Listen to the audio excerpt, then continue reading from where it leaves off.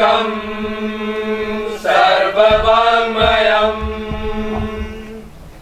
आहार्यं चन्द्रतारादि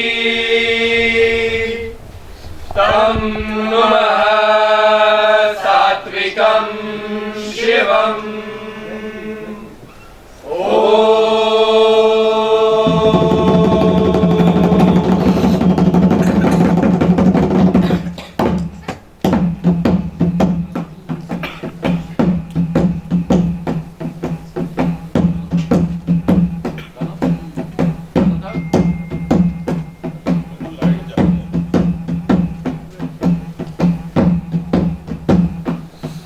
हस्तिनापुर के प्रजाजनों, आज से इसे 1 महीने पहले शुरू हुए महापर्व में देश विदेश से आए सहस्त्र योद्धाओं ने अपने पौरुष बल का प्रदर्शन किया।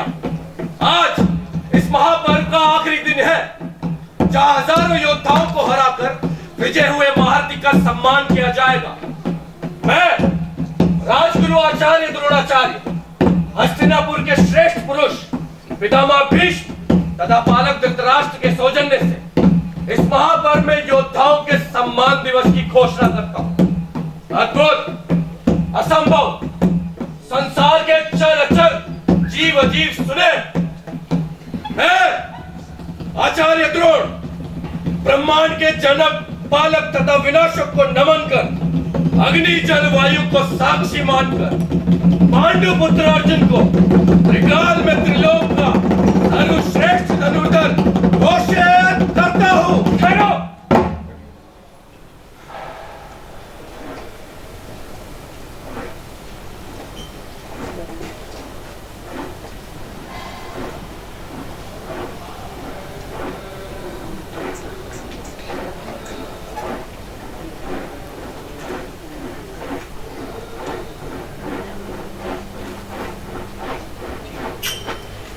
मैं तुम्हें चुनौती देता हूं अर्जुन। ठहरो। इस राज्य रणशाला में तुम्हारा स्वागत है अजनबी पुरुष। निसंदेह तुम्हारा ये प्रदर्शन देखकर मैं अचंभित हूं। शायद स्तब्ध ज्यादा सही शब्द है। मुझे बेहद आश्चर्य है कि इतना अच्छा धनुर्धर अभी तक छुपा कैसे। पुरुषार्थ के इस महापर्व में तुम्हारी चुनौती का स्वागत है। बेशक क्षमता के आधार पर पौरुष प्रकट करने का यह सबको अधिकार है, इसलिए अर्जुन को तुम्हारी ये चुनौती स्वीकार है। परंतु धर्मशास्त्र और धर्म नीति ये कहते हैं कि प्रतिस्पर्धा से पहले योद्धाओं को अपना परिचय देना होता है। इस संसार में ऐसा कोई नहीं जो अर्जुन को नहीं जानता। अब तुम्हें अपना परिचय देना है। किस महान वंश के वंशधर हो तुम, किस दिव्य मां का सौभाग्य हो, आखिर पिता का कोई नाम तो होगा। मैं सारथी पुत्र कर्ण हूं। सारथी पुत्र यानी शूद्र पुत्र, या सीधे सीधे कहे तो एक नीच जाति का छोटा मनुष्य। वाकई एक शूद्र का क्षत्रिय को चुनौती देने का विचार अच्छा है, परंतु राज्यसभा में उपस्थित मैं सभी विद्वानों से ये पूछना चाहूंगा कि ये अधिकार इन्हें दिया कब गया। लगता है अब शूद्र पालक होंगे। ब्राह्मण और क्षत्रिय इन सूतों की थाल में भोजन करेंगे। इस चुनौती से तो ऐसा ही लगता है। तुम यहाँ क्यों आए हो कर्ण? अपनी इच्छा से? तो अपनी इच्छाओं पर काबू करना सीख मूर्ख लड़के। जा अपना ये रणबल गांव के किसी अखाड़े में दिखाना, काफी मुद्राएं कमा लेगा। जा राजा।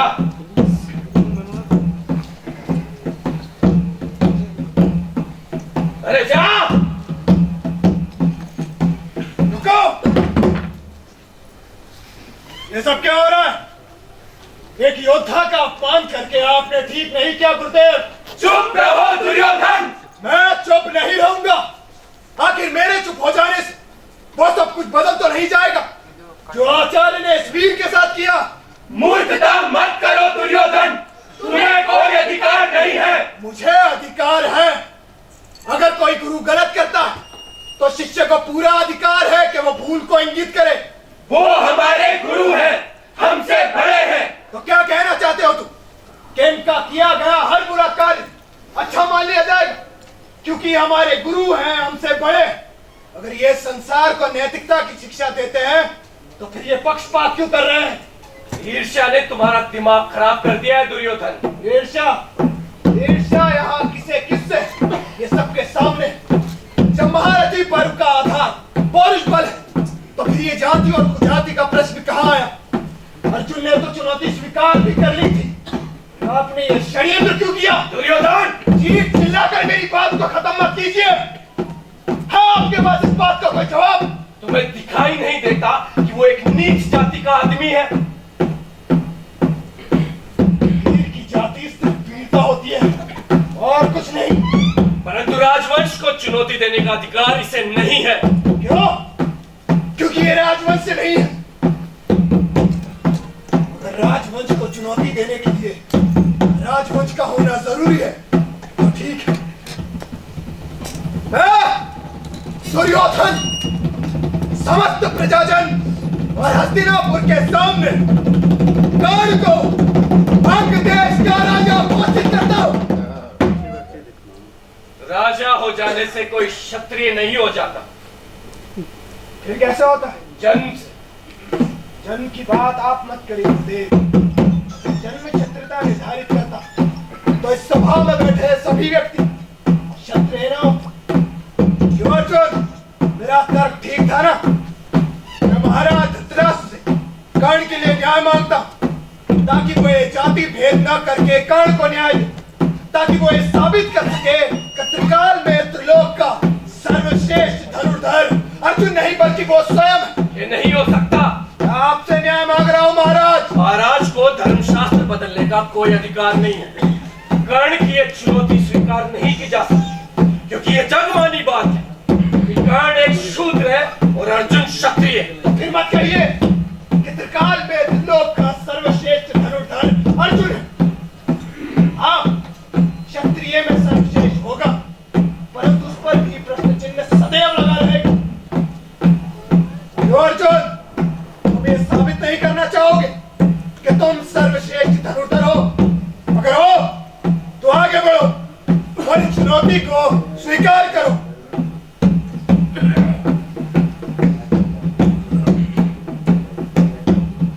ये एक शूद्र है और मैं हूं अर्जुन, पांडु पुत्र अर्जुन, गुरु द्रोण का सर्वोत्तम शिष्य और इस संसार का सर्वश्रेष्ठ धनुर्धर अर्जुन। ये है मेरा परिचय। दूंगा, एक दिन तुझे अपना परिचय अवश्य दूंगा। आज से, अब से, इसी क्षण से उस घड़ी का इंतजार कर अर्जुन। एक दिन तुझे अपना संपूर्ण परिचय दूंगा।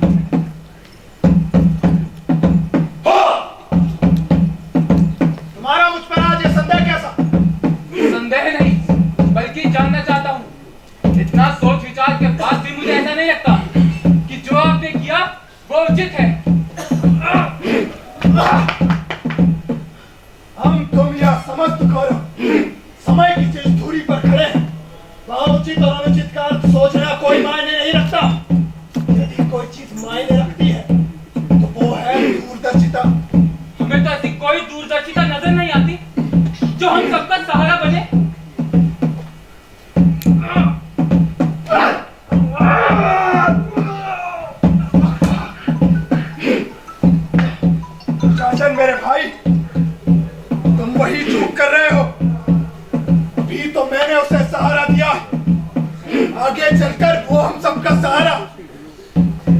एक साथी पुत्र हम राजपुत्रों का सहारा बनेगा। तुम भी कैसी बातें करते हो? तुम्हें कुछ भी ज्ञात नहीं। तुम भी द्रोण और अर्जुन की भाषा बोल रहे हो। तुम्हें क्या मालूम मैंने क्या खोज निकाला है? वो एक सारथी पुत्र नहीं, मेरे लिए अंगारा है, अंगारा।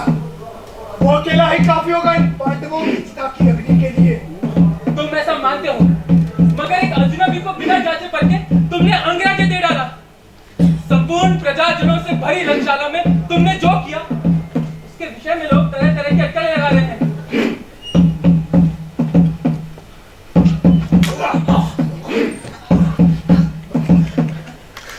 एक राजनीतिक दांव, उसमें नुकसान हमारा कुछ भी नहीं। छुरी तरबूजे पर गिरे या तरबूजा छुरी पर, घटना तो तरबूजे को ही है और धीरे धीरे तुमको भी मालूम हो जाएगा। और कौन जानता है इस कृत्य का क्या परिणाम होगा। इतना तो तुम भी जानते होंगे कि कर्ण एक सामर्थ्य है और वो सामर्थ्य अब मेरी मुट्ठी में है। मैं ही नहीं, संसार का हर एक व्यक्ति उस सामर्थ्य के आगे घुटने टेक लेता है। कर्ण तो सामर्थ्य और बुद्धि का वो महारथी है जिसकी हमें जरूरत है, और अब मैं उसे पांडवों के विरुद्ध हथियार की तरफ प्रयोग करूंगा। क्या आप कर्ण को मूर्ख समझते हैं कि वो आपके हर इशारे पर नाचता फिरेगा? शासन मेरे भाई, सिद्धांत वचन मित्रता, ये ऐसे शब्द हैं जो हमारे तुम्हारे लिए उतने मायने नहीं रखते, मगर ये बेचारे उन्हीं के लिए मर जाएंगे, मगर उनसे पीछे नहीं हटेंगे। मेरे विचार से आपने उसे अंग्रेज घोषित करने में शीघ्रता दिखाई। शीघ्रता न दिखाता तो बस पांडवों के साथ विचरण कर रहा होता। गुरुद्रोण को तुम नहीं जानते। अर्जुन को चुनौती देने वाले को विकलांग बना देते हैं। एकलव्य को भूल गए क्या? एक अंगराज के बदले उसने अपना सब कुछ मेरे हाथों में सौंप दिया और घोड़ों की मालिश करते करते उसकी जिंदगी बीत जाती। मगर मैंने दिया है राज्य जिसके कभी वो सपने भी नहीं देख पाता। संग नरेश बनाकर मैंने उसका उपयोग कर लिया, और बस ऐसी उपयोगिता के लिए ये क्या हजारों अंगराज्यों को छावर कर सकता हूँ। बस किसी भी तरह इन पांडवों का कांटा निकाल फेंकना है। मैं आज तक नहीं भूल पाया भीम का वो प्रहार, चांडालों की तरह उसका गदा युद्ध में टूट पड़ना, अर्जुन का द्रोण के सर पे चढ़कर फिसलना। पर रह रहकर मुझे एक ही आशंका रहती है, कहीं उसने आपके आगे अनुसार कार्य न किया तो? तुम एक ही प्रश्न को कितनी बार घुमा फिरा कर रहे हो। बस करो।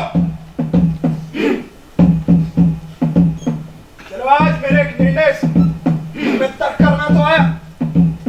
अगर उसने मेरा कहा न किया तो वो खुद ही अपने आप में जलकर राख हो जाएगी। उसके सामर्थ्य की छटपटाहट उसे जीने नहीं देगी। अर्जुन को चुनौती देते वक्त तुमने उसकी आंखें नहीं देखी।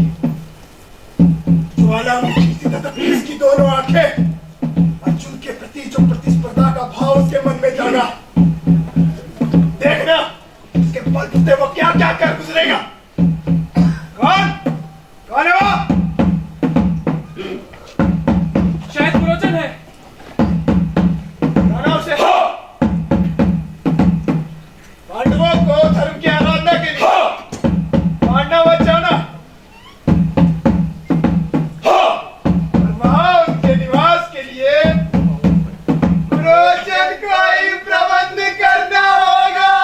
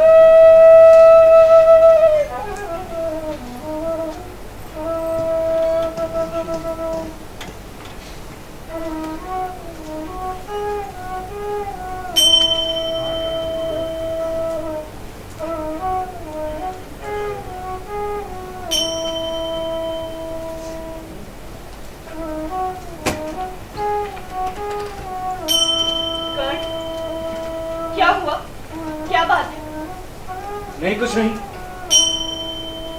कुछ तो है कि दिन रात की बेचैनी मुझसे देखी नहीं जाती। कहा ना कुछ नहीं। आज राज्यसभा में कुछ हुआ क्या? किसी ने कुछ कहा क्या? कर्ण, तुमसे बात कर रही हूँ। सुन रहा हूँ। मुझे माफ करना वैशाली। वैशाली, मैं क्या करूं? कई दिनों से देख रही हूँ तुम बहुत व्याकुल हो। क्या हुआ है? मैं सो नहीं पा रहा हूं। पिछली कई रातों से जो थक कर आंखें मूंदता हूं तो मुझे दर्द दबोचते हैं।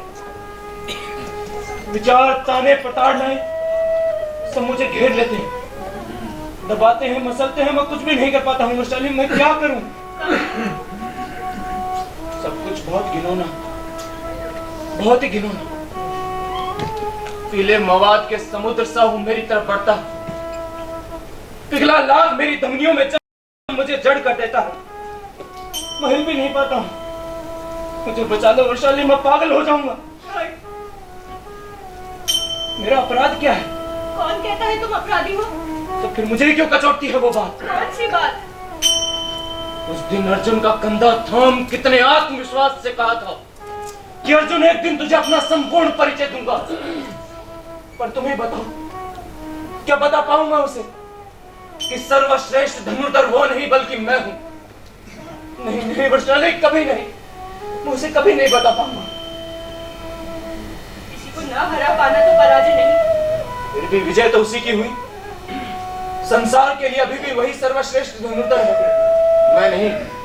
मृतकों के प्रति द्वेष नहीं रखते कर्ण। द्वेष रखता तो चाहता कि वो मर जाए, परंतु मैंने कब चाहा कि अर्जुन अपने चारों भाइयों के साथ लाक्षागृह में जलकर खत्म हो जाए।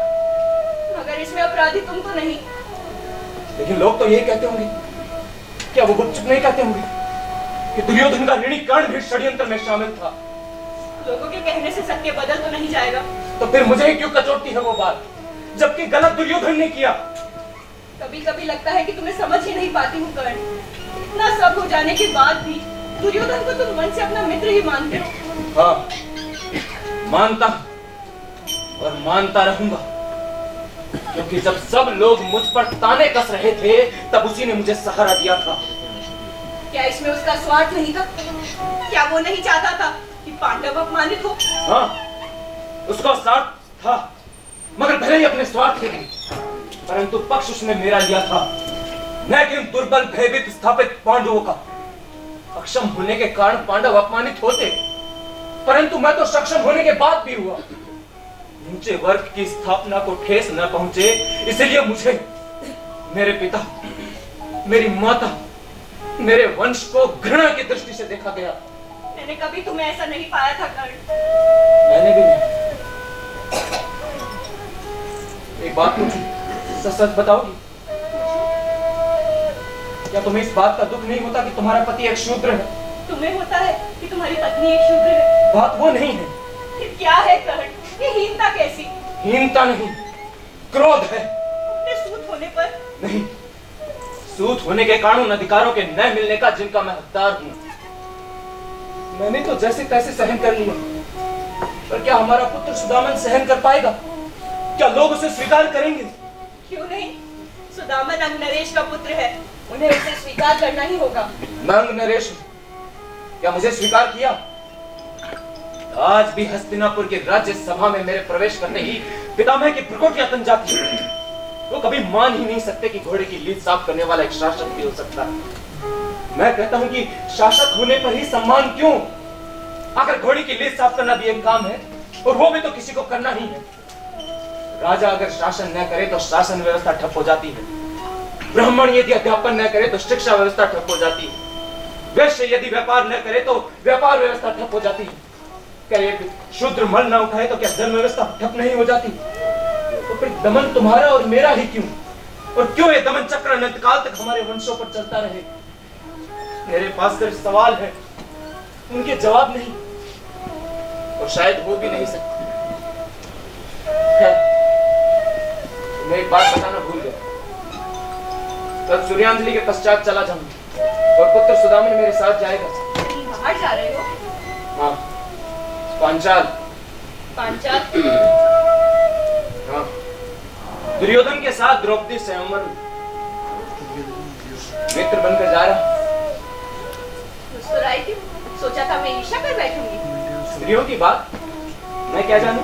मगर मैं अपने पुरुष को जानती हूँ। बस इसी बात का संतोष, इस संसार में कोई है जो मुझे जानता है, समझता है। पर अचानक सुदामन को अपने साथ ले जाने की क्या सोची? जब से हम नरेश हुआ, अपने पुत्र को समय ही नहीं दे पाए।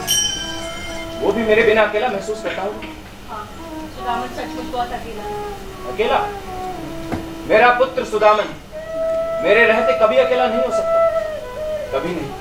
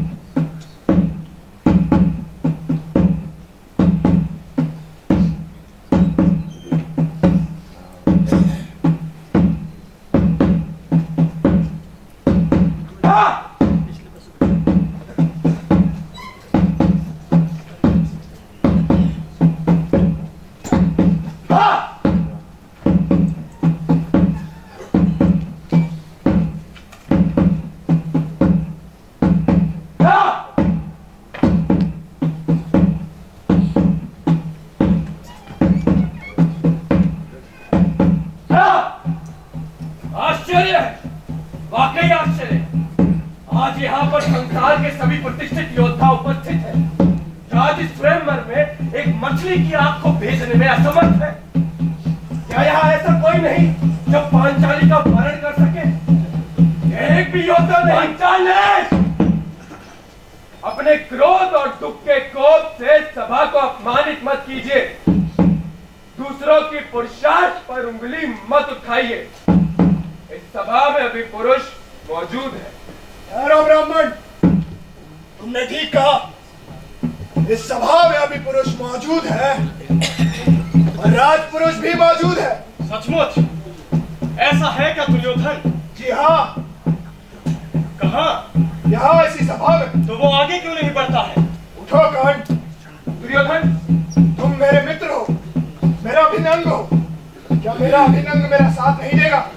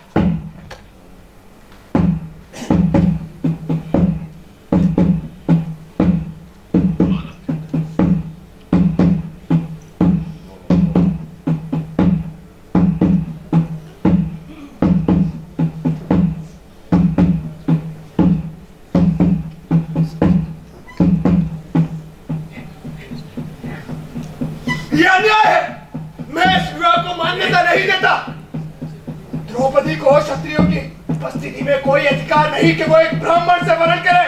अगर क्षत्रिय अक्षम हो तो चारा ही क्या बचता है दुर्योधन? क्षमता के आधार पर होने वाले स्वयंवर में फिर ये जाति का कुतर्क क्यों? प्रश्न जाति और कुजाति का नहीं है, प्रश्न है अधिकारों का। और ब्राह्मण श्रेष्ठ होता है, श्रेष्ठतम से विवाह अमान्य नहीं। मैं नहीं मानता। तुम मानो या ना मानो, ये संसार मानता है। और न केवल मानता है बल्कि जानता भी है कि एक नीच केवल नीच होता है। सुदामन! सुदामन! पिताजी!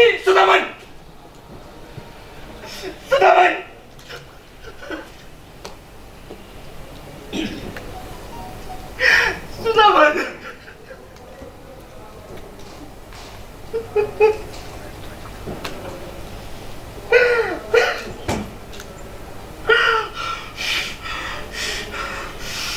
राक्षस सुन, जिस तरह तूने मेरे बेटे की अबाध निर्मम हत्या की है, उसी तरह एक दिन मैं तेरा निर्मम वध करूंगा। तेरे रक्त से ये भूल लाल होगी और तेरा धड़ मस्तक से अलग होगा। आज तक तेरा मेरा श्रेष्ठता का द्वेष था, लेकिन आज से तेरा मरण ही मेरा उद्देश्य होगा। मैं अपने पुत्र सुदामन के रक्त की सौगंध खाकर कहता हूं, अगर इस ब्रह्मांड में सूर्य, चंद्रमा और पृथ्वी अटल है तो सुन, निस्सार्थी पुत्र की प्रतिज्ञा सुन। आज से ये युद्ध आरंभ हुआ जो तेरे मेरे बीच लड़ा जाएगा। अगर हम दोनों जीवित बचे तो इस पृथ्वी पर प्रलय आएगी। अर्जुन सुन, युद्ध आरंभ हुआ और ये आरंभ है तेरे अंत का।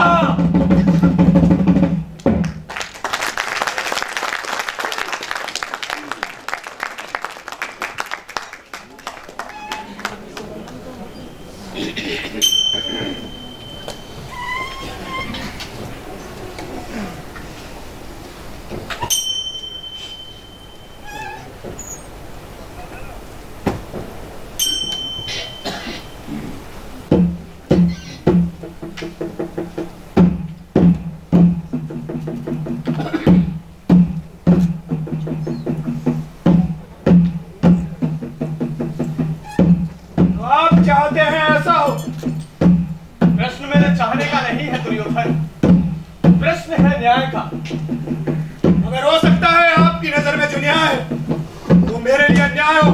न्याय का आधार व्यक्तिगत कारण नहीं होते हैं। क्या होते हैं द्वारकाधीश? हित। जो हितकारी है वही न्याय है। हित? मैं भी तो वही कह रहा हूं, जो उनका हित है वो मेरा हित, और जो मेरा हित है वो उनका हित।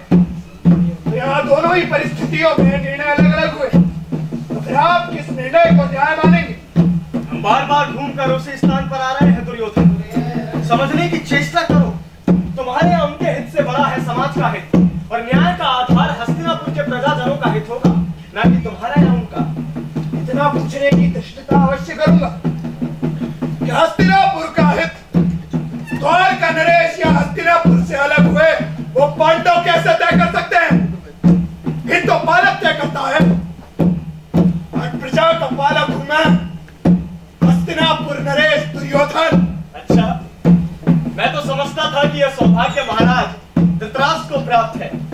हम अगर इतना तो अच्छे से पता होगा कि जो मेरे पिता का सौभाग्य है वो मेरा सौभाग्य, और वो सौभाग्य सिर्फ मेरा होगा, ना कि वो तथाकथित पांडु पुत्रों का। मैं ना जाने क्यों तुमसे बहस कर रहा हूं, जबकि ये सारी बातें महाराज को तय करनी है।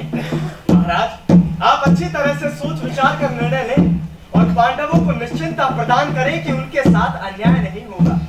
तुम ठीक कहते हो कृष्ण, मगर दुर्योधन भी निश्चिंत होना चाहता है कि उसके साथ भी अन्याय ना हो। अन्याय का सवाल ही कहां पैदा होता है महाराज?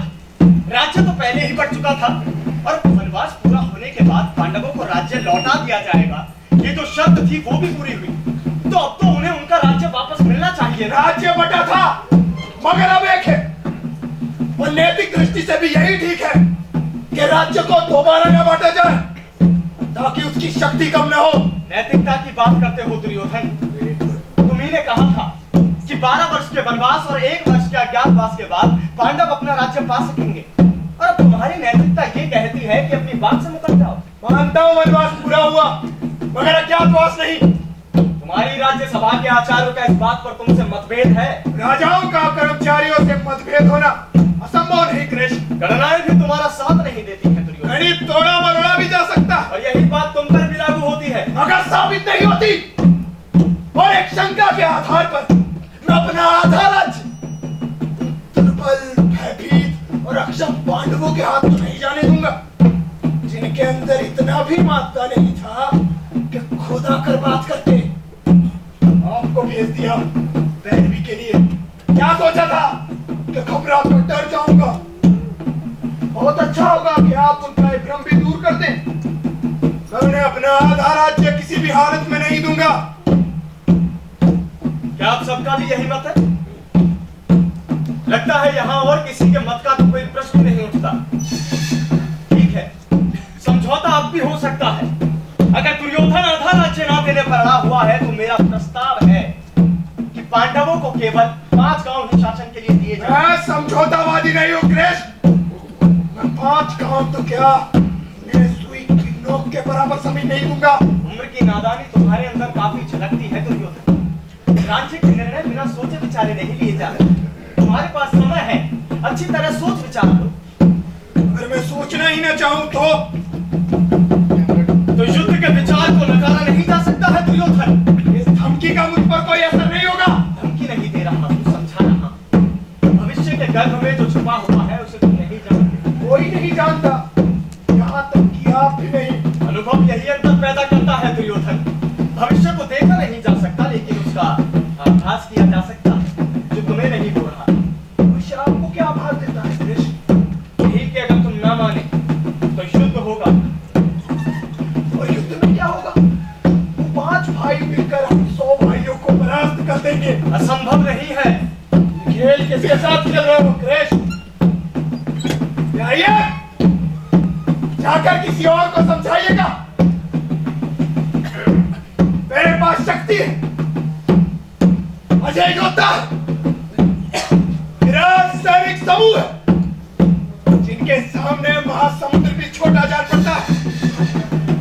अभय शस्त्र है, जिनकी प्रचंडता से त्रिलोक कांपता है। यह सब है मेरे पास। और हाँ, उन भिक्षुक पांडवों के पास क्या? उनके पास मैं हूं दुर्योधन। मैं तुम क्या हो कृष्ण?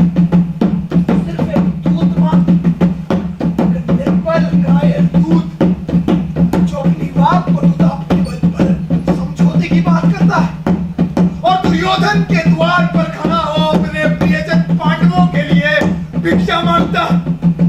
और तुम कुछ भी न मिलने पर युद्ध की खोखली धमकियां दे रहा। तुम कुछ भी नहीं हो कृष्ण। तुम सिर्फ एक दीमक खाए पास से ज्यादा और कुछ भी नहीं हो। दुर्योधन!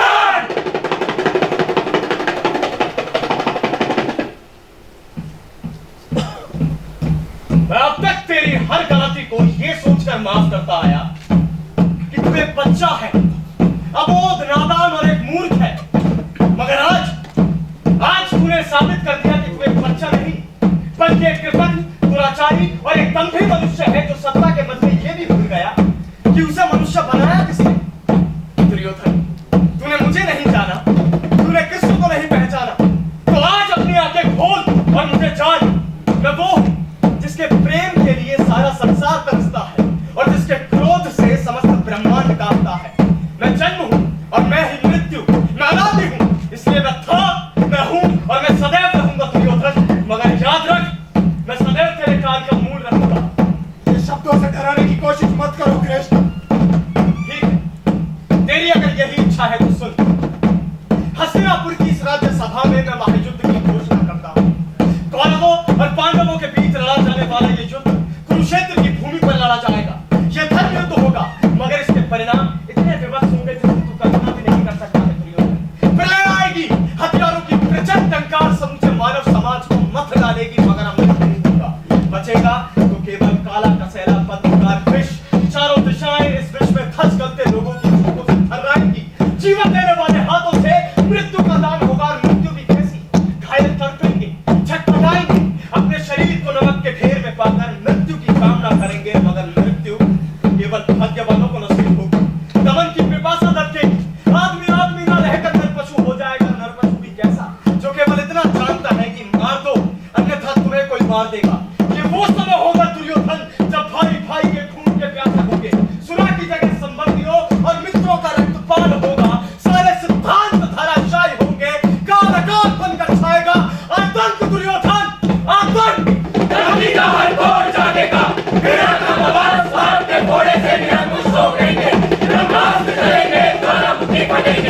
भीषण गर्मी से तप जलावे पूरा संसार डूब जाएगा, आकाश के वक्त से लहू टपकेगा और भूमि शवों से भर जाएगी और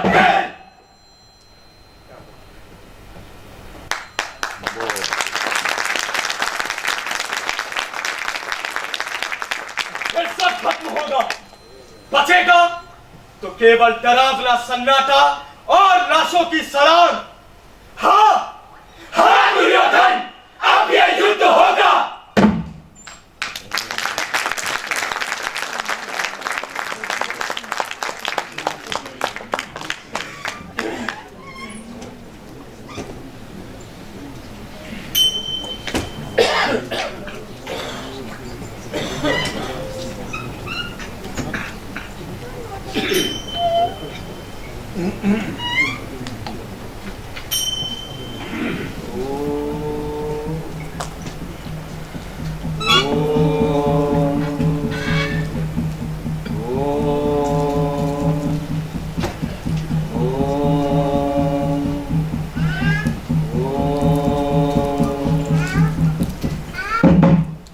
आइए वासुदेव, मैं आप ही की प्रतीक्षा कर रहा था। तो तुम्हें मालूम था कि मैं आऊंगा? कल जो कुछ भी राज्य सभा में हुआ उसके बाद में आपको आना ही था। हाँ, बताइए कि कैसे आना हुआ? ये जानते थे कि मुझे आना है, परंतु ये नहीं जानते थे कि मुझे क्यों आना है। साधारण मनुष्य भूल भी हो सकती है, आप ही कहें तो बेहतर है। तुम ही बताओ, कल जो कुछ भी राज्य सभा में हुआ क्या वो ठीक था? आप किस बात की ओर संकेत कर रहे हैं वासुदेव? सभी बातों की तरह पांडवों को उनका राज्य ना मिलना क्या न्याय संगत था? मैं तो केवल 5 गांव तक राजी था कर, लेकिन वो दुर्योधन मूर्ख तो अड़ा हुआ है कि सुई की नोक के बराबर जमीन नहीं दूंगा। तुम ही बताओ, क्या ये ठीक है? किसी के पारिवारिक झगड़े और हस्तिनापुर के राज्य संबंधी निर्णयों में हस्तक्षेप करने का मुझे कोई अधिकार नहीं। हस्तक्षेप करने के लिए नहीं कह रहा हूं, मैं केवल तुम्हारे विचार जानना चाहता हूं। इस पूरी घटना में मेरे विचार कोई मायने नहीं रखते। रखते हैं। अपने और अपने विचारों की महत्ता को समझो कर, परंतु मेरे पहचानने से लोग उसे स्वीकार तो नहीं करेंगे, या फिर करेंगे? करेंगे। महत्ता को अस्वीकार कौन कर सकता है भला? आपकी बातों को सुनकर ऐसा लगता है कि आज तक जो कुछ भी मैंने देखा समझा वो सब एक मीरा भ्रम था। हाँ, भ्रम ही तो था। और इसका सबसे बड़ा उदाहरण है दुर्योधन से तुम्हारी मित्रता। कुछ कह देने भर से वो साबित नहीं होता। लेकिन तर्क तो यही कहते हैं कि जो अपने भाइयों का ना हो सका वो तुम्हारा क्या होगा? उसके भाई भी तो उसके कहां हुए? वो मित्र है क्योंकि मित्र उसके अपने हैं। दुर्योधन से मित्रता मेरा भ्रम है कर्ण। और पांडवों की मेरे प्रति असीम घृणा भी एक भ्रम है। क्यों वासुदेव? हाँ, भ्रम ही तो है, क्योंकि उनकी घृणा तुमसे नहीं अधर्म से है, और अधर्म का साथ देने वालों से है। और कर्ण, तुम अधर्म का साथ दे रहे हो। सिर्फ अपनी बात को साबित करने के लिए दिया गया तर्क कुतर्क होता है कृष्ण। मैं तो किसी के साथ नहीं था, फिर मुझे ये घृणा क्यों मिली? तुम्हारा सोचना गलत है कर्ण। छोड़िए कृष्ण, इन बातों का कोई अंत नहीं। अब आप ये बताइए कि आप मुझसे क्या चाहते हैं? तुम दुर्योधन का साथ छोड़ दो। चलिए छोड़ दिया, अब क्या करूं? अर्जुन का सारथी बन जाऊं? तुम ऐसा क्यों सोचते हो? आप ऐसा क्यों सोचते हैं कि मैं दुर्योधन का साथ छोड़ दूंगा? क्योंकि दुर्योधन से मित्रता भ्रम है, और भ्रम का टूटना ही उसकी नियति होती है। संबंध मेरे और दुर्योधन के बीच में, इसे या तो मैं जानता हूं या फिर दुर्योधन। और इस संबंध को भ्रम कहना क्या आपका स्वयं का भ्रम नहीं? तो फिर इसकी नियति क्या होनी चाहिए? अगर ये भ्रम है तो ये भी टूट जाएगा। तो फिर इसे टूटने दीजिए वासुदेव। दुर्भाग्य से ना तो तुम्हारे हाथों में है और ना ही मेरे। इसका निर्णायक है समय, और कौन जानता है कर्ण कि किसका समय नजदीक है। परंतु एक बात तो है, कल दुर्योधन ने राज्य सभा में जो कुछ भी अपने शस्त्र बल योद्धाओं के बारे में कहा, उससे एक बात तो तय होती है कि वो स्वयं कितने बड़े भ्रम में है। क्योंकि बल के नाम पर और योद्धा के नाम पर उसके पास कोई है तो वो सिर्फ तुम हो। पितामह और द्रोणाचार्य जैसे महान योद्धाओं के होते हुए भी आप ये बात कह रहे हैं? हाँ, क्योंकि बल सिर्फ भुजाओं में नहीं होता, मन में भी होता। और दुर्भाग्य से मन से वो दोनों उसके साथ हैं। परंतु और बहुत से हैं जो मन से उसके साथ हैं। तुम दुर्योधन का साथ छोड़ दो, फिर देखो विजय किसकी होती है। आप पांडवों का साथ छोड़ दीजिए, फिर देखिए विजय किसकी होती है। ऐसा कहकर आपसे बराबरी करने का मेरा कोई इरादा नहीं, पर ऐसा हो भी नहीं सकता। और मेरी ऐसी कोई इच्छा भी नहीं, क्योंकि मैं जानता हूँ कि कारण कारण है और कृष्ण कृष्ण कह के बाद में बहुत कुछ अलग है। तर्क बुद्धि तुम्हारे पास काफी अच्छी है, परंतु अपनी विवेक बुद्धि से सोचो। अगर ये युद्ध हुआ तो संहार होगा, महासंहार। और इस महासंहार की घोषणा आप ही ने की है वासुदेव। परंतु बीज मैंने नहीं डाला। एक प्रश्न पूछता हूं, तुम्हें इस युद्ध से मिलेगा क्या? एक प्रश्न मुझे भी कुरेता है कृष्ण, इस युद्ध से आपको क्या मिलेगा? मैं धर्म और सत्य के साथ हूं। और मैं सिद्धांतों के, इसीलिए इस युद्ध में भाग लेना हम दोनों की व्यवस्था है। नहीं, तुम्हारे लिए व्यवस्था नहीं, मूर्खता है। कभी युद्ध का अंत सोचा है तुमने? जन्म के समय बच्चा मृत्यु के बारे में सोचता है क्या? क्योंकि वो अबोध होता है, उसके पास ज्ञान नहीं होता। परंतु भूल तुम्हारी भी नहीं। काश कि तुम जानते। कि मैं पांडवों का सबसे बड़ा भाई, ज्येष्ठ कुंती पुत्र कर्ण, यही ना? परंतु तुम कैसे जानते? स्वीकारा नहीं तो क्या हो? इस संसार में मेरे जनक हैं सूर्य। हाँ, उन्हीं से जाना अपने जीवन का एक और घिनौना सत्य। नहीं कर, ये सत्य घिनौना नहीं है। जो तुम्हें बहुत पहले मिल जाना चाहिए था वो अब मिलेगा। तुम कुंती के ज्येष्ठ पुत्र कहलाओगे, पांडवों में श्रेष्ठतम कहलाओगे। अरे ये संसार मानेगा कि तुम ही श्रेष्ठ हो। मानता हूं कर्ण कि तुमने बहुत दुख, बहुत यातनाएं, बहुत पीड़ा सहन की है, परंतु ये सत्य भी कब तक छुपा रहता? सत्य कहाँ छिपा था? ये सत्य जब द्रोणाचार्य ने भरी सभा में शूद्र कहकर मेरे अधिकार मुझसे छीने। कहाँ छिपा था ये सत्य जब अर्जुन ने मेरी चुनौती को अस्वीकार कर मानो भरपूर तमाचा मारा था मेरे चेहरे पर? कहाँ छिपा था ये सत्य जब द्रौपदी ने स्वयंवर में नीच कहकर मुझे नकार दिया था? मैं पूछता हूँ कहाँ मर गया था ये सत्य जब मेरी आंखों के सामने मेरे पुत्र सुदामन की हत्या हुई? यहाँ तो मेरे गिरने से पहले मर चुका था मेरा बेटा। जिस समय उसकी हत्या हुई उस समय मैं एक शूद्र था, लेकिन जब आज समय आया है अर्जुन के पद का तो मैं क्षत्रिय कुंती पुत्र। जाइए जाइए वासुदेव, शायद हम दोनों एक दूसरे का समय बर्बाद कर रहे हैं।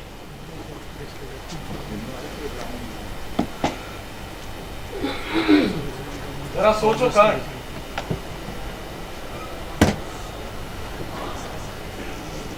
सभा में आपने ठीक कहा, युद्ध आरंभ हो चुका, अब इसे टाला नहीं जा सकता। प्रणाम।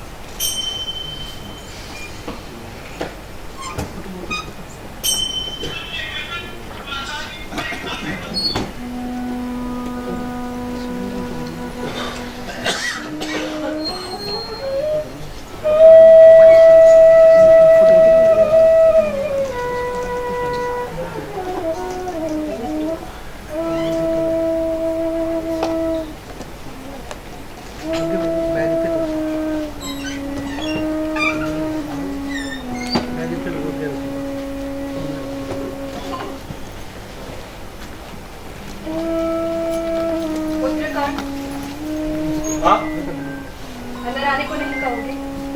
आइए, सूत के घर में आपका स्वागत है। कैसे होगा? ठीक हूँ, मतलब जैसा भी हूँ आपके सामने हूँ। तुमसे कुछ बात करनी थी। कृष्ण की बुआ यदि उनका संदेश लाई है तो उन्हें निराश करने के लिए क्षमा चाहूंगा। मैं उन्हें अपना जवाब दे चुका हूँ, तो फिर क्यों आई हैं आप यहाँ? मैं तुमसे मिलने आई हूँ पुत्र। हाँ, परंतु क्यों? क्योंकि एक माँ को अपने पुत्र से मिलने का अधिकार है। माँ को? माँ को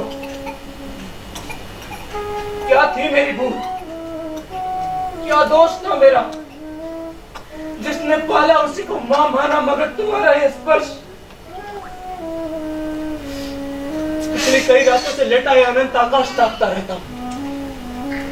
सब कुछ सिमट जाता है केवल एक ही शब्द में, माँ।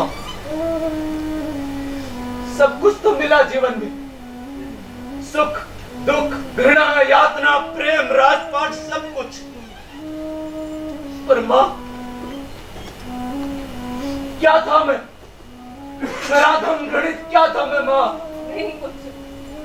तो फिर क्यों छोड़ दिया था मुझे? क्यों छोड़ दिया था इस नरकागिनी में झुलसने को? जब सब लोग मुझ पर ताने कसते रहे, मेरी आत्मा को नोचते रहे, तो क्यों न छिपाया मुझे अपने आंचल में? क्यों न मेरा सर अपनी गोद में रखकर कहा कि बेटा मैं हूं ना? इतने से पांव थे मेरे, चल भी नहीं पाता था घुटनों के बल। क्यों न मुझे गोद में उठाया? क्यों न चुमा मेरा मुख? क्यों न अपना स्तनपान कराया मां? क्यों?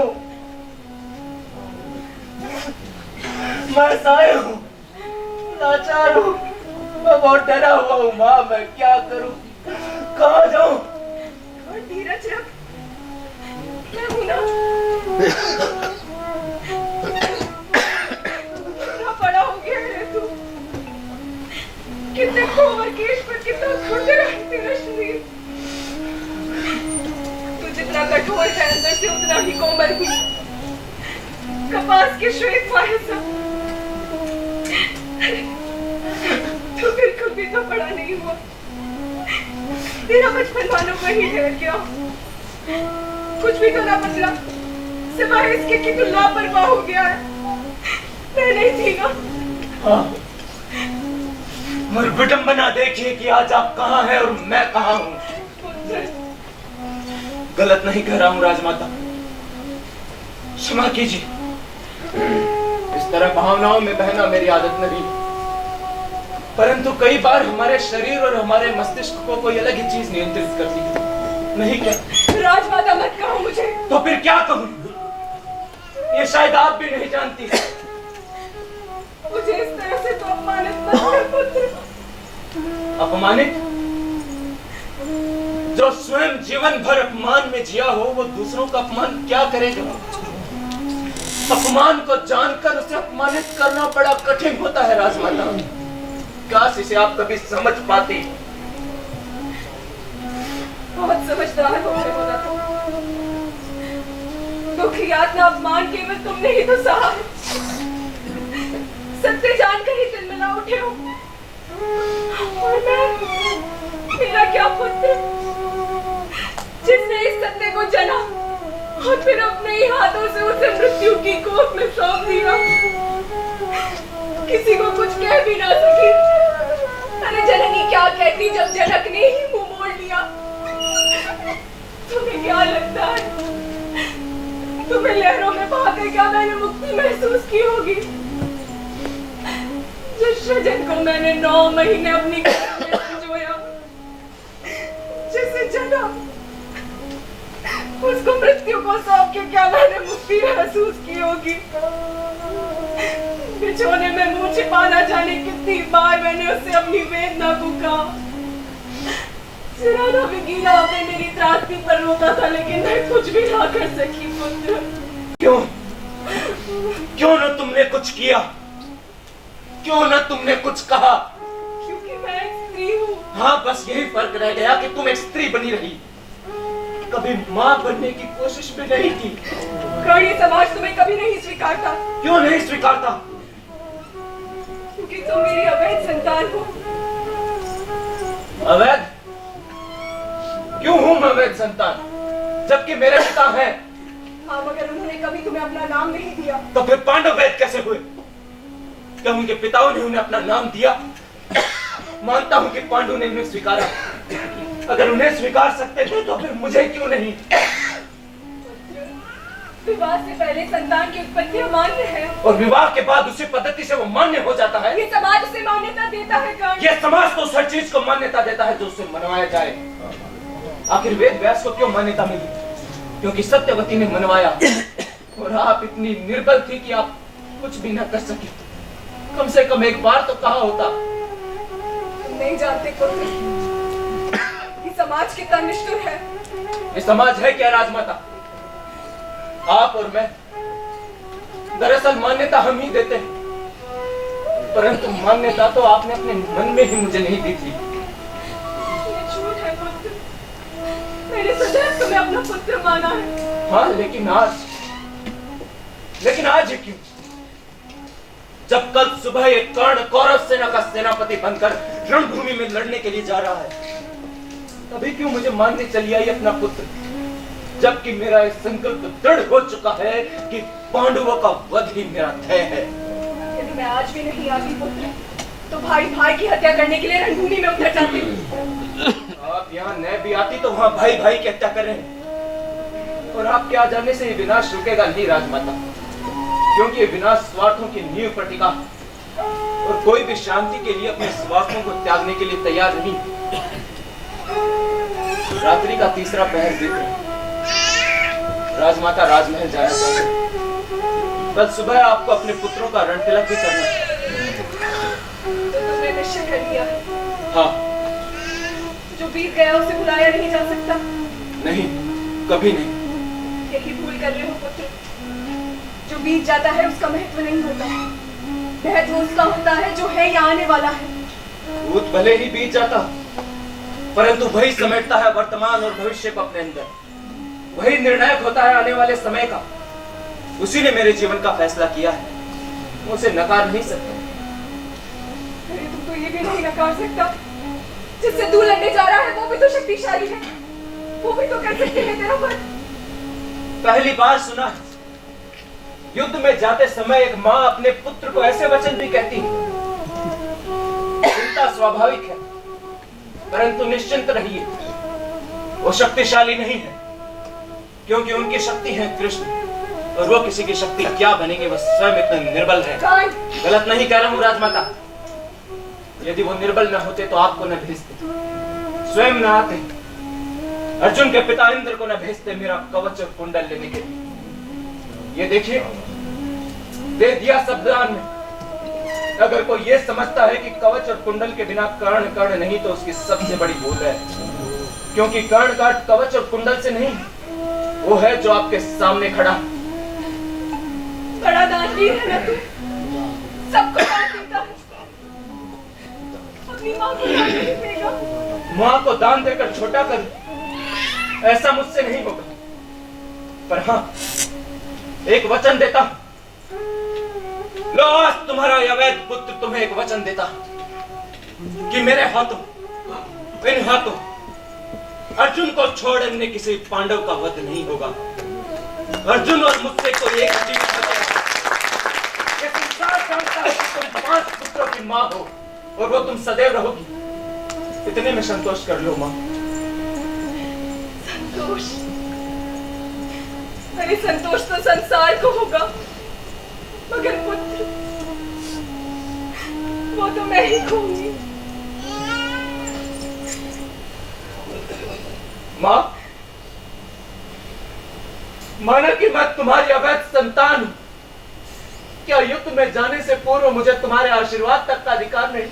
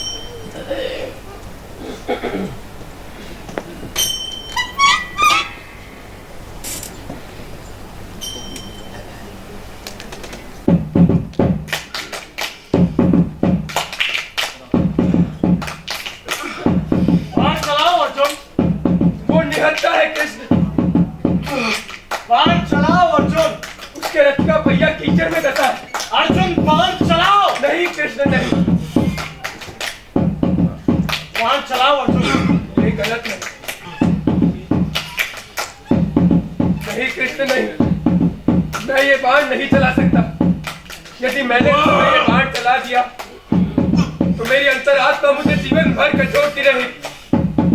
एक असहाय पर प्रहार करने का भार मुझ पर मत चढ़ाओ कृष्ण। देखो वो असहाय, उसका रथ का पहिया कीचड़ में धंसा। एक असहाय पर प्रहार करना युद्ध के सिद्धांतों के खिलाफ है कृष्ण। मैं ये बाण नहीं चला सकता, मैं ये बाण नहीं चला सकता। समय और भाग्य इस संसार को रचते हैं अर्जुन, और संसार इन सिद्धांतों को। अगर तुम एक असहाय पर प्रहार ना करके अपने सिद्धांतों पर अड़े रहना चाहते हो तो तुम समय और भाग्य की अवहेलना कर रहे हो, क्योंकि समय ने उसका पहिया कीचड़ में गाड़ा है और भाग्य चाहता है कि ऐसा हो। मगर कृष्ण, मगर उसने क्यों नहीं सोचा जब दुशासन पांचाली के शील अणुबाहु था? मगर उसने तब क्यों नहीं सोचा जब तुम्हें तुम्हारा राज्य नहीं लौटाया? मगर उसने तब क्यों नहीं सोचा जब अबोध अभिमन्यु की हत्या कर दी गई? अर्जुन, गांडीव उठाओ और बाण चलाओ अर्जुन, बाण चलाओ।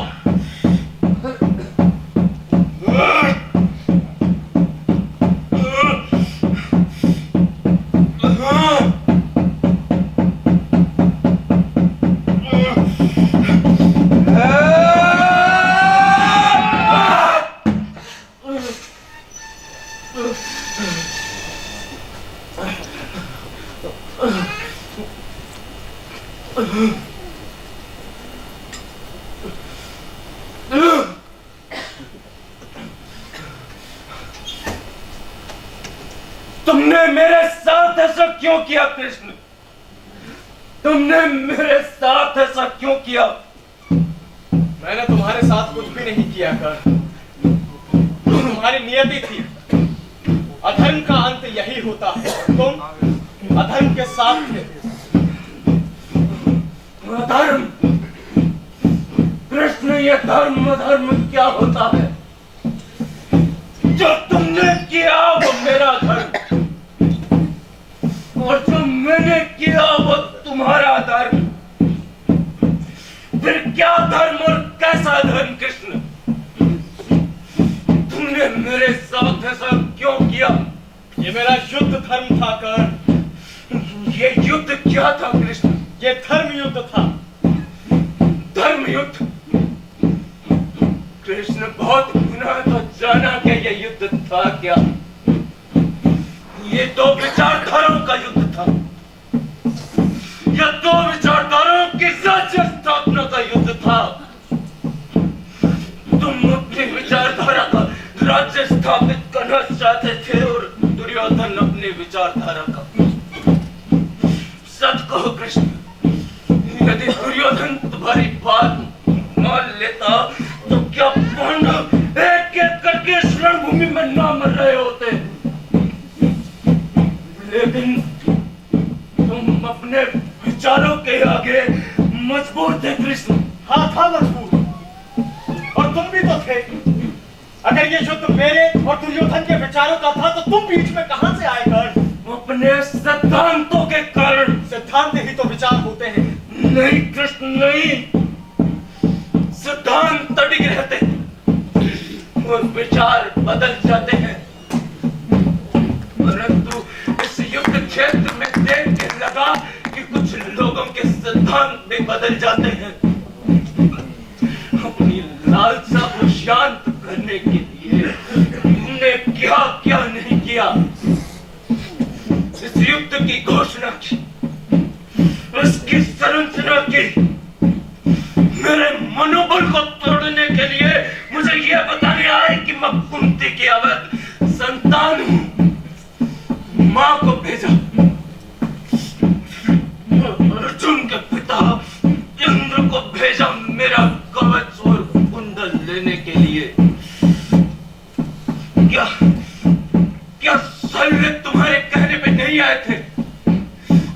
कैसा सारथी भेजा तुमने कृष्ण, जो पथ पर अपने ही योद्धा का मनोबल तोड़ता रहा? ये सब तुम मानते हो कर, पर इस कटु सत्य को क्या ये संसार मानेगा? कैसे मानेगा कृष्ण? तुम तो यौनिका के पीछे हो। वहीं से तुमने हर तर्क, हर सिद्धांत,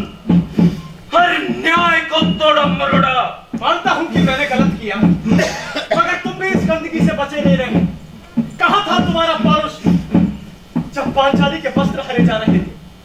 क्यों नहीं बोले तुम जब दुर्योधन ने पांडवों का राज्य नहीं लौटाया?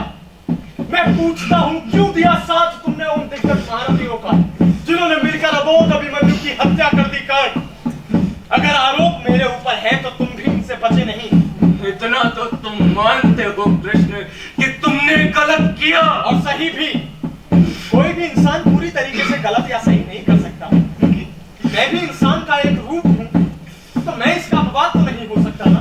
तो फिर तुम ही क्यों पूछे जाओगे कृष्ण? क्योंकि मैंने धर्म का आधार रखा और अंततः विजय उसी की हुई। विजयी धर्म? कृष्ण धर्म विजयी होता है या विजयी धर्म?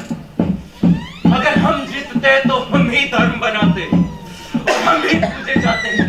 परंतु तुम हार चुके हो कर्ण। ये भी भ्रम है कृष्ण। मैं मर रहा हूं केवल भौतिक रूप से, परंतु हार कर भी मैं ही जीता और तुम जीत कर भी हार गए, क्योंकि तुम योगेश्वर कहलवाकर भी अपने सिद्धांतों पर टिक नहीं पाए।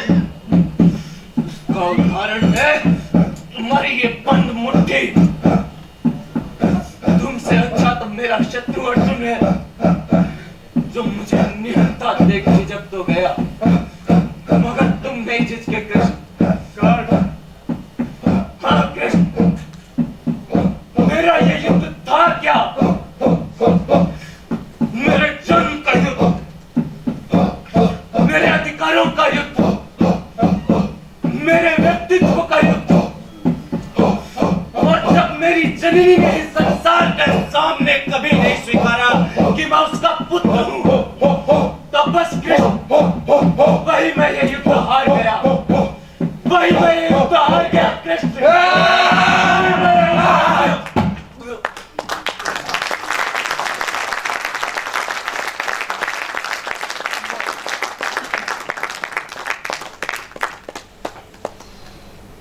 हाँ कर्ण, तुम ये युद्ध हार गए, क्योंकि कुंती किसी भी लोग किसी भी काल में ये कभी स्वीकार नहीं करेगी कि कर्ण उसका पुत्र था।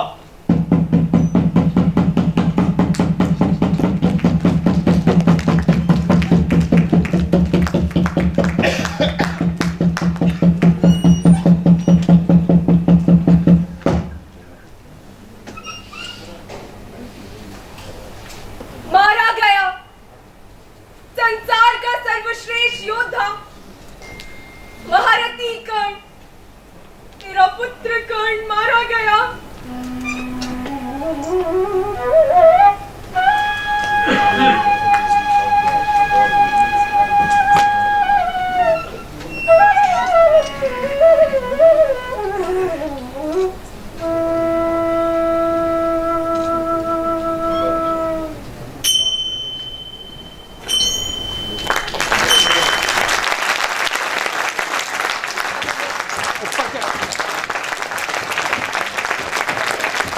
ਮੈਡਲਸ ਉਹਦੇ ਬਾਰੇ ਪਤਾ ਲੱਗ ਸਕੇ।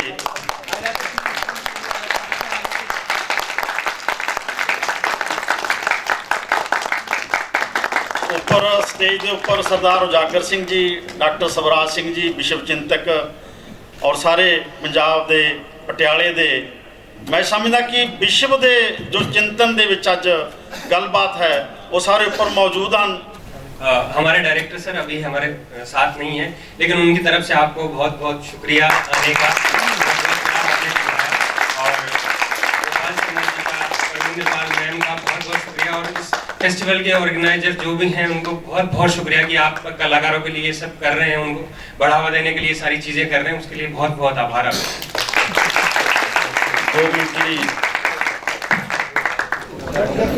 गज्जन सिंह जी आए हुए ने, साढ़े बिजली बोर्ड के बहुत बड़े ऑफिसर, और पटियाला जिहड़ा नाटकों के कई ग्रुपों के जिहड़े डायरेक्टर साहिबान पहुंचे।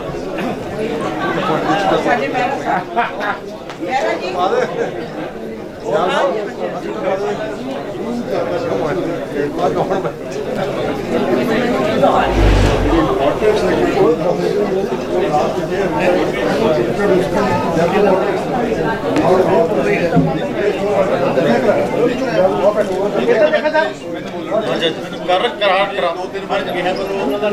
ਹਾਂ ਡਾਇਰੈਕਟਰ ਸਾਹਿਬ ਨੇ ਆਏ ਨੇ ਜੀ, ਕੋਈ ਇਸ ਤਰ੍ਹਾਂ ਦੀ ਗੱਲ ਨਹੀਂ।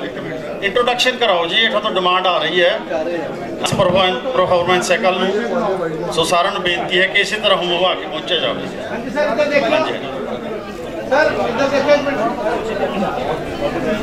ਕੱਲ੍ਹ ਨੂੰ ਮੁੱਖ ਮਹਿਮਾਨ ਜੀ ਨੂੰ ਸਨਮਾਨਿਤ ਕੀਤਾ ਜਾ ਰਿਹਾ ਹੈ। ਕਲਾਕਿਰਤੀ ਤੇ ਸਰਬੱਤ ਦਾ ਭਲਾ ਚੈਰੀਟੇਬਲ ਟਰਸਟ ਵੱਲੋਂ ਬਹੁਤ ਬਹੁਤ ਸ਼ੁਕਰਗੁਜ਼ਾਰ ਹਾਂ। ਅੱਜ ਦੇ ਇਸ ਨਾਟਕ ਨੂੰ ਦੇਖਣ ਆਏ ਸਾਰੇ ਬੰਦੇ ਸੱਜਣ, ਮੈਂ ਸਭ ਤੋਂ ਪਹਿਲਾਂ ਤਾਂ ਆਰਗੇਨਾਈਜ਼ਰਸ ਨੂੰ ਬਹੁਤ ਬਹੁਤ ਵਧਾਈ ਦਿੰਦਾ। ਨਾਰਥ ਜ਼ੋਨ ਸੈਂਟਰ ਤੇ ਮੁਖੀ ਤੇ ਸਰਬੱਤ ਦੇ ਭਲੇ ਦੇ ਸਾਰੇ ਕਾਰਕੁਨ, ਜੋ ਇਹ ਨਾਟਕ ਹਨ, ਇਹ ਇੱਕ ਮੀਡੀਅਮ ਹੈ ਸਾਨੂੰ ਇਹ ਦੱਸਣ ਦਾ ਕਿ ਕੀ ਸਹੀ ਹੈ ਤੇ ਕੀ ਗਲਤ। ਨਾਟਕ ਦੇ ਰਾਹੀਂ ਜਿਹੜੇ ਰਾਈਟਰ ਨੇ, ਡਾਇਰੈਕਟਰ ਨੇ, ਐਕਟਰ ਨੇ, ਉਹ ਕੰਟੈਂਪਰੇਰੀ, ਹਿਸਟੋਰੀਕਲ ਤੇ ਫਿਊਚਰ ਇਹ ਸਾਰੇ ਨੂੰ ਦਰਸਾ ਦਿੰਦੇ। तो मैं समझता है कि आज का जो नाटक सीगा इसने बहुत अच्छी तरह ये सारी गल्लां साडे पास्ट नूं, साडे प्रेजेंट नूं ते साडे फ्यूचर नूं साडे सामने पेश किया। मैनूं इस कोई शक नहीं कि जो एक नाटक एक घंटे सानूं सिखा दिंदा है, शायद वो 15 किताबां नहीं सानूं सिखा सकदी। ते मैं सारिਆਂ ਨੂੰ ਇਹੀ ਬੇਨਤੀ ਕਰਾਂਗਾ ਕਿ ਇਹ ਜਿਹੜੇ ਜਾਗਰੂਕ ਕਰਨ ਵਾਲੇ ਨਾਟਕ ਹਨ ਉਹਨਾਂ ਨੂੰ ਹੋਰ ਜ਼ਿਆਦਾ ਦਿਖਾਇਆ ਜਾਏ, ਇਹਨਾਂ ਨੂੰ ਐਨਕਰੇਜ ਕੀਤਾ ਜਾਏ ਤੇ ਜਿਹੜੇ ਵੀ ਫੋਰਮ, ਜਿਹੜੇ ਵੀ ਆਰਗੇਨਾਈਜੇਸ਼ਨ ਇਹ ਇਸ 'ਚ ਇਨਵੋਲਵ ਹੋ ਸਕਦੇ ਨੇ ਉਹਨਾਂ ਨੂੰ ਇਨਵੋਲਵ ਹੋਣਾ ਚਾਹੀਦਾ ਹੈ। ਤੇ ਇਹ ਜਿਹੇ ਬਹੁਤ ਹੀ ਜਿਹੜੇ अच्छे नाटक हैं उन्होंने एनकरेज करके प्रेजेंटेशनस उन्होंने होनी चाहिए। बहुत बहुत धन्यवाद, बहुत बहुत सारे थैंक यू वेरी मच। ਅਸੀਂ ਮਾਣ ਮਹਿਸੂਸ ਕਰਦੇ ਹਾਂ ਕਲਾਕਾਰੀ ਤੇ ਸਰਬੱਤ ਦਾ ਭਲਾ ਦਾ ਸਾਨੂੰ ਸਾਥ। ਅਸੀਂ ਮਾਣ ਮਹਿਸੂਸ ਕਰਦੇ ਹਾਂ ਜਦੋਂ ਸ਼ਹਿਰ ਦੇ ਨਾਮੀ ਗ੍ਰਾਮੀ ਕਾਰਡੀਓਲੋਜਿਸਟ ਸਾਡੇ ਵਿੱਚ ਆ ਕੇ ਕਲਾ ਦੇ ਪ੍ਰਤੀ ਆਪਣਾ ਪਿਆਰ ਤੇ ਸਾਨੂੰ ਉਤਸ਼ਾਹ ਦਿੰਦੇ ਨੇ ਤਾਂ ਅਸੀਂ ਬਹੁਤ ਧੰਨਵਾਦੀ ਹਾਂ। ਡਾਕਟਰ ਸਾਹਿਬ ਇਸ ਤਰ੍ਹਾਂ ਹੀ ਹਰ ਸਾਲ ਆਉਂਦੇ ਰਿਹਾ ਕਰੋ, ਸਾਨੂੰ ਅੱਛਾ ਲੱਗਦਾ ਹੈ। बहुत ही खूबसूरत पेशकारी कला पक्षों का इतनी मतलब अच्छी जिन्नी तारीफ की जाए उन्नी थोड़ी है, पर इसका मैसेज भी जो है वो बहुत वधिया सी। मैं बचपन तो महाभारत पढ़ता कई बार पढ़िया, पर ਉਹਦੇ ਚ ਜਿਹੜਾ ਮੈਨੂੰ ਜਿਹੜੇ ਹਾਲੇ ਤੱਕ ਜਿਹੜੀ ਸਭ ਤੋਂ ਜ਼ਿਆਦਾ ਮਹਾਭਾਰਤ ਦੀ ਖੂਬਸੂਰਤੀ ਨਜ਼ਰ ਆਈ ਹੈ ਕਿ ਉਹਦੇ ਚ ਜਿਹੜੇ ਨਾਇਕ ਤੇ ਖਲਨਾਇਕ, ਅਧਰਮ ਤੇ ਧਰਮ, ਨੈਤਿਕਤਾ ਅਨੈਤਿਕਤਾ ਦੀ ਕਲੀਅਰ ਕੱਟ ਨਹੀਂ ਹੈ। ਤੁਸੀਂ ਇਹ ਨਹੀਂ ਕਹਿ ਸਕਦੇ ਕਿ ਨਾਇਕ ਹੈ ਖਲਨਾਇਕ ਹੈ। ਜਿਨ੍ਹਾਂ ਨੂੰ ਅਸੀਂ ਖਲਨਾਇਕ ਕਹਿੰਦੇ ਆ ਉਹਨਾਂ ਦੇ ਵੀ ਕਈ ਚੀਜ਼ਾਂ ਪੂਰੀ ਤਰ੍ਹਾਂ ਤੁਸੀਂ ਮਹਾਭਾਰਤ ਦੇਖੋ ਤਾਂ ਉਹ ਨਾਇਕਾਂ ਨਾਲੋਂ ਵੀ ਚੰਗੇ ਕੰਮ ਕੀਤੇ ਨੇ। ਹੁਣ ਕਰਨ ਦੀ ਗੱਲ ਹੈ, ਇਕਲਵ ਦੀ ਗੱਲ ਹੈ, ਜਾਤੀ ਸਵਾਲ ਹੈ। ਤਾਂ ਇਹ ਜਿਹੜਾ ਮੈਨੂੰ ਜਿਹੜੀ ਸਮਝ ਆਈ ਹੈ ਮਹਾਭਾਰਤ ਤੋਂ ਉਹੀ ਮੈਂ ਤੁਹਾਡੇ ਨਾਲ ਸਾਂਝੇ ਕਰਦਾ। ਇੱਕ ਤਾਂ ਬਹੁਤ ਵਧੀਆ ਮੈਂ ਕਹਿੰਦਾ ਕਿ ਇਹਦੇ 'ਚ ਜਿਹੜੇ ਕਰੈਕਟਰ ਨੇ ਜਿਹੜੇ ਮਹਾਭਾਰਤ ਦੇ ਉਹਨਾਂ ਨੂੰ ਇੱਦਾਂ ਨਹੀਂ ਜਾਂ ਬਲੈਕ ਐਂਡ ਵਾਈਟ ਨਹੀਂ ਹੈ, ਜੋ ਜੀਵਨ ਦਾ ਸੱਚ ਹੈ ਕਿ ਨਖੇੜ ਨਹੀਂ ਹੁੰਦਾ ਚੰਗੇ ਔਰ ਮਾੜੇ ਦਾ। ਬਹੁਤ ਵਾਰੀ ਜਿਹੜਾ ਹੈ ਲਾਈਫ ਜਿਹਨੂੰ ਆਪਾਂ ਕਹਿੰਦੇ ਗ੍ਰੇ ਜ਼ੋਨ ਦੇ ਵਿੱਚ ਹੁੰਦੇ ਆ, ਬਲੈਕ ਐਂਡ ਵਾਈਟ ਦੇ ਹੁੰਦੇ। ਫਿਰ ਆਖਰ ਕੀ ਹੈ? ਤਾਂ ਜਿਹੜੀ ਮੈਨੂੰ ਇਹ ਸਮਝ ਆਈ ਕਿ ਅਸੀਂ ਜਿਹੜਾ ਐਬਸੋਲਿਊਟਿਜ਼ਮ ਤੋਂ ਬਚੀਏ। ਨਿਰਪੇਖਵਾਦ ਨਹੀਂ ਹੈ, ਸੱਚਾਈ ਸਪੇਖ ਹੈ। ਜਿਹੜੀ ਸੱਚਾਈ ਹੈ ਉਹ ਸਮੇਂ ਔਰ ਸਪੇਸ ਦੇ ਨਾਲ, ਟਾਈਮ ਐਂਡ ਸਪੇਸ ਦੇ ਵਿੱਚ ਬਾਉਂਡ ਹੈ। ਜਿਹੜੀ ਵੀ ਸੱਚ ਹੈ, ਜੇ ਜਾਤੀ ਸਵਾਲ ਹੈ ਉਸ ਵੇਲੇ ਦਾ ਉਹਦਾ ਹੋਰ ਸੀ, ਅੱਜ ਦੇ ਸਮਾਜ ਦੇ ਵਿੱਚ ਉਹਦੀ ਕਨੋਟੇਸ਼ਨ ਹੋਰ ਹੈ। ਤਾਂ ਇਸ ਕਰਕੇ ਜਿਹੜਾ ਹੈ ਆਪਾਂ ਨੂੰ ਜਿਹੜੀ ਸਮਝਣ ਵਾਲੀ ਗੱਲ ਹੈ ਕਿ ਆਪਾਂ ਜਿਹੜਾ ਐਬਸੋਲਿਊਟਿਜ਼ਮ ਤੋਂ ਬਚੀਏ। ਜਿਹੜੀ ਸਭ ਤੋਂ ਵੱਡਾ ਫਰਕ ਮੈਂ ਦੋਨਾਂ ਫਲਸਫਿਆਂ ਨੂੰ ਸਮਝਣ ਦਾ ਯਤਨ ਕੀਤਾ ਹੈ, ਪੱਛਮ ਦਾ ਫਲਸਫਾ ਔਰ ਪੂਰਬ ਦਾ ਚਿੰਤਨ ਜਿਹੜਾ ਹੈ। ਤਾਂ ਮੈਨੂੰ ਉਹਦੇ ਚ ਪੂਰਬ ਦੇ ਚਿੰਤਨ ਦੀ ਜਿਹੜੀ ਮਹਾਨਤਾ ਹੈ ਉਹ ਇਹ ਹੈ ਕਿ ਸਾਡਾ ਰਿਲੇਟਿਵ ਫਲਸਫਾ ਹੈ, ਸਪੇਖਵਾਦੀ ਫਲਸਫਾ ਹੈ, ਜਿਹਦੇ ਵਿੱਚ ਇਹ ਨਹੀਂ ਹੈ ਕਿ ਇਹ ਗਲਤ ਹੈ। ਉਹਦੇ ਚ ਤੁਹਾਨੂੰ ਬਹੁਤ ਪੱਖੀ ਸੋਚ ਹੈ ਕਿ ਜਿਨ੍ਹਾਂ ਨੂੰ ਆਪਾਂ ਮਾੜੇ ਕਹਿੰਦੇ ਉਹਨਾਂ 'ਚ ਵੀ ਕੋਈ ਚੰਗਾਈ ਦੇਖਣ ਨੂੰ ਮਿਲਦੀ ਹੈ। ਇੱਕ ਇਹ ਜਿਹੜਾ ਮਹਾਭਾਰਤ ਦੇ ਵਿੱਚੋਂ ਸਾਨੂੰ ਆ ਮਿਲ ਰਿਹਾ ਹੈ। ਤਾਂ ਅੱਜ ਜਿਹੜਾ ਆਪਾਂ ਇਹ ਨਿਰਣਾ ਕਰਨਾ ਕਿ ਜਿਹੜਾ ਐਬਸੋਲਿਊਟਿਜ਼ਮ ਹੈ ਕਿ ਅਸੀਂ ਕਹਦੇ ਕਿ ਆਹ ਮਾੜਾ ਹੈ ਤੇ ਇਹ ਚੰਗਾ ਹੈ, ਉਹ ਨਹੀਂ ਹੈ। ਆਪਾਂ ਨੂੰ ਇਹਦੇ ਲਈ ਬਹੁਤ ਸੋਚ ਵਿਚਾਰ ਕੇ ਕਿ ਜਿਹੜੇ ਸਵਾਲ ਇਸ ਦੇ ਨਾਟਕ ਨੇ ਚਲੋ ਲੈ ਚਾਹੇ ਮਹਾਭਾਰਤ ਦੇ ਸੰਦਰਭ 'ਚ ਹੈ, ਇੱਕ ਬੜਾ ਵੱਡਾ ਜਿਹੜਾ ਸਵਾਲ ਨਾਟਕ ਜਿਹੜਾ ਦੇ ਰਿਹਾ ਉਹ ਹੈ ਜਾਤੀ ਸਵਾਲ ਕਿ ਜੇ ਕੀ ਬੰਦੇ ਦੀ ਜਿਹੜੀ ਸਮਾਜ ਦੇ ਵਿੱਚ ਜਿਹੜੀ ਉਹਦੀ ਕਦਰ ਹੋਣੀ ਚਾਹੀਦੀ, ਜਦੋਂ ਉਹਨੂੰ ਰਿਵਾਰਡ ਜੋ ਮਿਲਣਾ ਚਾਹੀਦਾ, ਕਿ ਉਹਦੀ ਜਾਤ ਦੇ ਬੇਸ ਤੇ ਹੋਣਾ ਚਾਹੀਦਾ ਜਾਂ ਉਹਦੀ ਕਾਬਲੀਅਤ ਦੇ ਬੇਸ ਤੇ ਹੋਣਾ ਚਾਹੀਦਾ। ਇਹ ਸਵਾਲ ਨੇ ਨਾਟਕ ਮੈਨੂੰ ਲੱਗਦਾ ਕਿ ਇੱਥੇ ਸਾਡੇ ਸਾਹਮਣੇ ਖੜਾ ਕਰ ਗਿਆ। ਤਾਂ ਅੱਜ ਦੇ ਜਿਹੜਾ ਸੰਦਰਭ ਦੇ ਵਿੱਚ ਸਾਨੂੰ ਇਹ ਮੰਨਣਾ ਪਏਗਾ ਕਿ ਜਿਵੇਂ ਆਪਾਂ ਕਿਹਾ ਕਿ ਸੱਚ ਜਿਹੜਾ ਉਹ ਟਾਈਮ ਐਂਡ ਸਪੇਸ 'ਚ ਬਾਉਂਡ ਹੈ। ਅੱਜ ਦੇ ਸਮਾਜ ਦੇ ਵਿੱਚ ਸਾਨੂੰ ਇਹ ਸੱਚਾਈ ਮੰਨਣੀ ਪਏਗੀ ਕਿ ਜੋ ਕਾਬਲੀਅਤ ਹੈ ਉਹੀ ਫੈਸਲਾ ਕਰੇਗੀ, ਜਾਤ ਫੈਸਲਾ ਨਹੀਂ ਕਰੇਗੀ। ਵਾਹ ਵਾਹ ਵਾਹ। ਇਹੀ ਮੈਨੂੰ ਲੱਗਦਾ ਕਿ ਜੇ ਆਪਾਂ ਇਹਦਾ ਜਿਹੜਾ ਮੈਨੂੰ ਜਿੰਨਾ ਸਮਝ ਆਈ, ਮੈਂ ਬੜਾ ਸੋਚ ਰਿਹਾ ਸੀ ਆਖਿਰ ਕੀ ਅੱਜ ਦਾ ਜਿਹੜਾ ਨਾਟਕ, ਤਾਂ ਮੈਨੂੰ ਜੋ ਸੁਣਿਆ ਲੱਗਿਆ ਉਹੀ ਮੈਂ ਤੁਹਾਡੇ ਨਾਲ ਸਾਂਝਾ ਕੀਤਾ। ਔਰ ਮੈਂ ਬਹੁਤ ਸ਼ੁਕਰਗੁਜ਼ਾਰ ਹਾਂ ਸਰਬੱਤ ਦੇ ਭਲੇ ਦਾ। ਬਾਰ-ਬਾਰ ਮੈਨੂੰ ਕਹਿਣਾ ਪੈਂਦਾ ਹੈ ਕਿ ਜੋ ਇਹ ਚੇਤਨਾ ਹੈ, चेतना जगाना जिहड़ा है ये चेतना ने फैसला करना है कि की सही ठीक है, लेकिन चेतना भी जिहड़ी है वो एब्सोल्यूट नहीं हो सकती, वो भी रिलेटिव है, वो भी संवेगवाद है जिहड़ा वही आपां अज दा जिहड़ा इत्थों सुनिया लैंदे हां। बहुत बहुत धन्नवाद। थैंक यू डॉक्टर साहब, बहुत मेहरबान। ਅਸੀਂ ਬਹੁਤ ਸ਼ੁਕਰਗੁਜ਼ਾਰ ਹਾਂ ਸਰਬੱਤ ਦੇ ਭਲਾ ਦੇ, ਤੇ ਨਾਲ ਹੀ ਅਸੀਂ ਸ਼ੁਕਰਗੁਜ਼ਾਰ ਹਾਂ ਨਾਰਥ ਜ਼ੋਨ ਕਲਚਰ ਸੈਂਟਰ ਨੇ ਜਿਨ੍ਹਾਂ ਨੇ ਇਹ ਵਿਹੜਾ ਸਾਨੂੰ ਵਰਤਨ ਦਿੱਤਾ ਹੋਇਆ ਤੇ ਸਾਡਾ ਸਾਥ ਵੀ ਦੇ ਰਹੇ ਨੇ ਰੈਗੂਲਰਲੀ। ਮੈਂ ਸ਼ੁਕਰਗੁਜ਼ਾਰ ਹਾਂ ਰਵਿੰਦਰ ਸ਼ਰਮਾ ਜੀ ਤੇ ਭੁਪਿੰਦਰ ਵਸੋਵਤ ਜੀ ਦੇ, ਜਿਨ੍ਹਾਂ ਨੇ ਆ ਕੇ ਸਾਡਾ ਸਾਥ ਦਿੱਤਾ, ਮਾਣ ਵਧਾਇਆ। ਔਰ ਸਾਡੇ ਨਾਲ ਅੱਜ ਕਰਨਲ ਕਰਮਿੰਦਰ ਸਿੰਘ ਜੀ ਵੀ ਜਿਹੜੇ ਕਿ ਡੈਫ ਐਂਡ ਡੰਮ ਜਿਹੜੇ ਸਕੂਲ ਦੇ ਚਲਾ ਰਹੇ ਨੇ, MD ਨੇ, ਉਹ ਸਾਡੇ ਵਿੱਚ ਸ਼ਾਮਲ ਨੇ, ਸਮਾਜ ਭਲਾਈ ਦੇ ਵੀ, ਕਾਰਡੀਓਲੋਜਿਸਟ ਵੀ। ਤੇ ਇਹ ਸਾਰੀਆਂ ਜਿਹੜੀਆਂ ਰੌਣਕਾਂ ਨੇ ਜਿੰਦੂ ਸਾਹਿਬ ਖੜੇ ਨੇ, ਔਰ ਸਾਡੇ ਵਿੱਚ ਰਾਕੇਸ਼ ਸ਼ਰਮਾ ਜੀ ਵੀ ਗਏ ਸੀਗੇ, ਲੈਕਰ ਗੁਪਤਾ ਜੀ ਵੀ।